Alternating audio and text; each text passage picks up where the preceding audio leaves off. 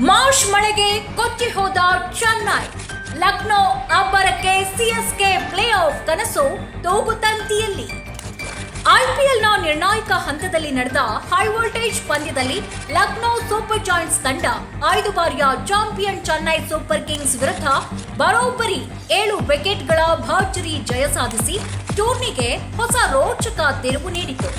ಏಕನಾ ಕ್ರೀಡಾಂಗಣದಲ್ಲಿ ನಡೆದ ಈ ಪಂದ್ಯದಲ್ಲಿ ಮಿಚೆಲ್ ಮಾರ್ಷ್ ತಮ್ಮ ಬ್ಯಾಟ್ನಿಂದ ಸಿಡಿಲಬ್ಬರ ಪ್ರದರ್ಶಿಸಿ ಚೆನ್ನೈ ಬೌಲರ್ಗಳನ್ನ ಸಂಪೂರ್ಣವಾಗಿ ದಂಡಿಸಿದ್ರು. ಟಾಸ್ ಸೋತು ಮೊದಲು ಬ್ಯಾಟಿಂಗ್ ಮಾಡಿದ ಚೆನ್ನೈ ತಂಡಕ್ಕೆ ಆರಂಭವೇ ಶಾಕ್ ನೀಡಿತು. ಗೆಲ್ಲಲೇಬೇಕಾದ ಮಹತ್ವದ ಪಂದ್ಯದಲ್ಲೇ ಪ್ರಮುಖ ಬ್ಯಾಟರ್ಗಳು ಕೈಕೊಟ್ರು. ಸಂಜು ಸ್ಯಾಮ್ಸನ್, ಋತುರಾಜ್ ಗಾಯಕ್ವಾಡ್ ಹಾಗೂ ಊರ್ವಿಲ್ ಪಟೇಲ್ ತ್ವರಿತವಾಗಿ ಪೆವಿಲಿಯನ್ ಸೇರಿ ಅಭಿಮಾನಿಗಳ ಆತಂಕ ಹೆಚ್ಚಿಸಿದ್ರು. ಅದರಲ್ಲೂ ಕಳೆದ ಪಂದ್ಯದಲ್ಲಿ ಮಿಂಚಿದ್ದ ಊರ್ವಿಲ್ ಕೇವಲ 6 ರನ್ಗೆ ಔಟ್ ಆದದ್ದು ತಂಡಕ್ಕೆ ದೊಡ್ಡ ಹೊಡೆತ ನೀಡಿತು.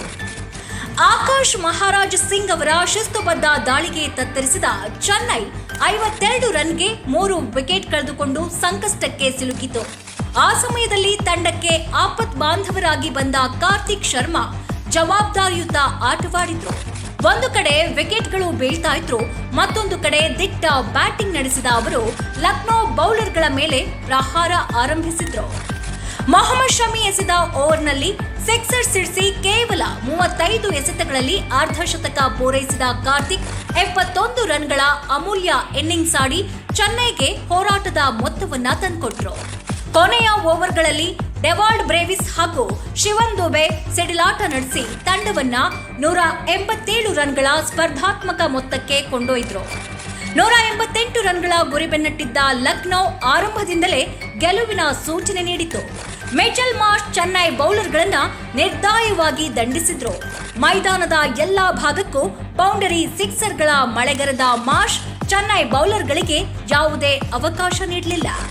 ಜೋಶ್ ಇಂಗ್ಲಿಸ್ ವೇಗದ 36 ರನ್ ಹಾಗೂ ನಿಕೋಲಸ್ ಪೂರನ್ ಅವರ ಸ್ಫೋಟಕ ಆಟ ಲಕ್ನೋಗೆ ಇನ್ನಷ್ಟು ಬಲ ನೀಡಿತು. ಪರಿಣಾಮ ಲಕ್ನೋ ಕೇವಲ 16.4 ಓವರ್ಗಳಲ್ಲಿ ಗುರಿ ತಲುಪಿ ಭರ್ಜರಿ ಜಯದ ಸಂಭ್ರಮಾಚರಣೆ ನಡೆಸಿತು. ಈ ಗೆಲುವಿನೊಂದಿಗೆ ಲಕ್ನೋ ತನ್ನ ಆತ್ಮವಿಶ್ವಾಸವನ್ನ ಮರಳಿ ಪಡೆದ್ರೆ ಚೆನ್ನೈ ಸೂಪರ್ ಕಿಂಗ್ಸ್ಗೆ ಪ್ಲೇ ಆಫ್ ಹಾದಿ ಅತ್ಯಂತ ಕಠಿಣವಾಗಿದೆ. ಇದೀಗ ಉಳಿದಿರುವ 2 ಪಂದ್ಯಗಳಲ್ಲೂ ಗೆಲ್ಲಲೇಬೇಕಾದ ಒತ್ತಡ ಧೋನಿ ಪಡೆ ಮೇಲೆ ಬಿದ್ದಿದೆ. ಒಂದೇ ಒಂದು ಸೋಲು ಕೂಡ ಸಿಎಸ್ಕೆಯ ಪ್ಲೇ ಆಫ್ ಕನಸಿಗೆ ಅಂತ್ಯ ಹಾಡುವ ಸಾಧ್ಯತೆ ಇದೆ. ಸಿಎಸ್ಕೆ ಪ್ಲೇ ಆಫ್ಗೆ ಎಂಟ್ರಿ ಕೊಡುತ್ತಾ? ಇದರ ಬಗ್ಗೆ ನಿಮ್ಮ ಅಭಿಪ್ರಾಯವೇನು? ಕಮೆಂಟ್ ಮಾಡಿ ತಿಳಿಸಿ. ಕೊಟ್ಟಂತ ಮಾಹಿತಿ ಇಷ್ಟವಾಗಿದ್ದಲ್ಲಿ ಲೈಕ್ ಮಾಡಿ, ಶೇರ್ ಮಾಡಿ, ಕಮೆಂಟ್ ಮಾಡಿ ಹಾಗೂ ನಮ್ಮ ಪೇಜ್ ಫಾಲೋ ಮಾಡೋದನ್ನ ಮರಿಬೇಡಿ.